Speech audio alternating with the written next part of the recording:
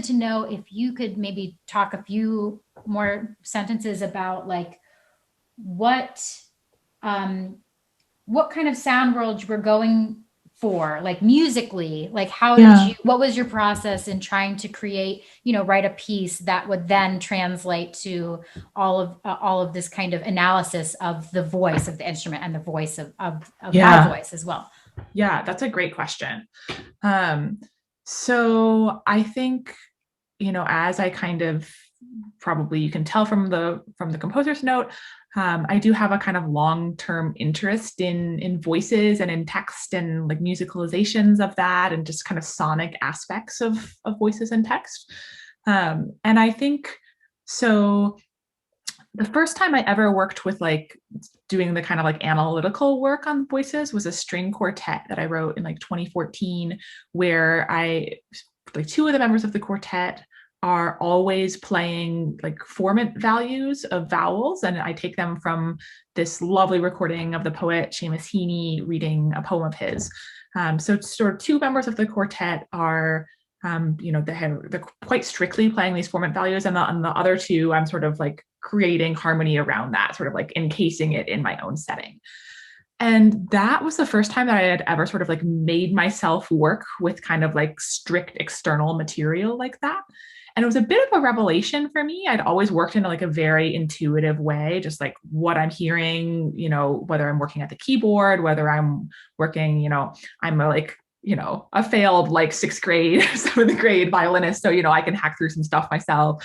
I use my voice a lot, but I had always worked in that really intuitive way. And I found that there was something really appealing about having some external material that then I had to be intuitive around, that it like shook me out of some of my own sort of compositional instincts, but also let me use others of them. And I think that's kind of how this piece works in some ways. So, for instance, I am really trying to sort of like take on board the sound of the instrument and the sound of the voice, but I'm also, with for instance, those retuned harmonics, those are obviously not equal tempered or even really sort of just tuned. They're just like pretty strictly like whatever the sort of spectral analysis of your voice says, like that's what I retune it to. So you get this kind of like, sometimes tension between the very like open 50 kind of sound world of the violin material, especially like in that opening section, and this kind of slightly wonkier stuff around it. And I think I like that kind of those sort of unexpected or unpredictable kind of ways that kind of those two kinds of material butt up against each other. And I think for me, the sound world of the piece does end up being that kind of negotiation between this very kind of like open, resonant sound world, and then moments where I kind of like rough up your sound, like that crazy amplitude modulation, the retuned harmonics, things like that. So it's kind of spanning and negotiating this spectrum between something that is like really just kind of like open and unabashedly beautiful, though difficult, as I'm sure you found. Like the harmonic double stops are hard. I know they're hard. Mm-hmm. And then these sort of moments where it's like, oh, this is cool, but this isn't beautiful in quite that same way. So I think that's sort of what the sound world of the piece ends up being like for me, just on a purely sonic level. I am really attracted. I've always loved double stops, as you probably can tell from this. Oh, yeah.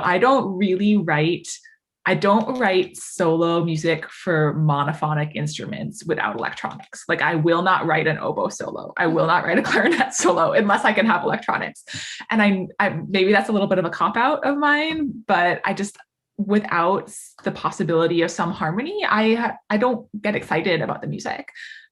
So I think both the possibility here of having double stops and then of like bringing in some extra harmonic material through the electronics is something that makes me really excited about a solo context. Cool. Well, it's funny that you say that actually because, um, when we think of the violin historically, it has all of this polyphonic, Yeah. uh, possibility attached to it. And so you're kind of tapping into its basic kind of possibilities, and then you're kind of distorting that, expanding that. And I think that's cool. So I don't think it's a cop out at all. I think you're just playing to the natural capabilities of the instrument, which is really cool.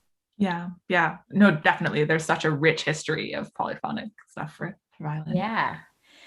Cool. Thank you. That was that's great. And I'm gonna actually really enjoy thinking about, like you said, this negotiation. I think between open and kind of more gritty sound Yeah. worlds, that will also kind of help me further explore all of these different textures in the piece.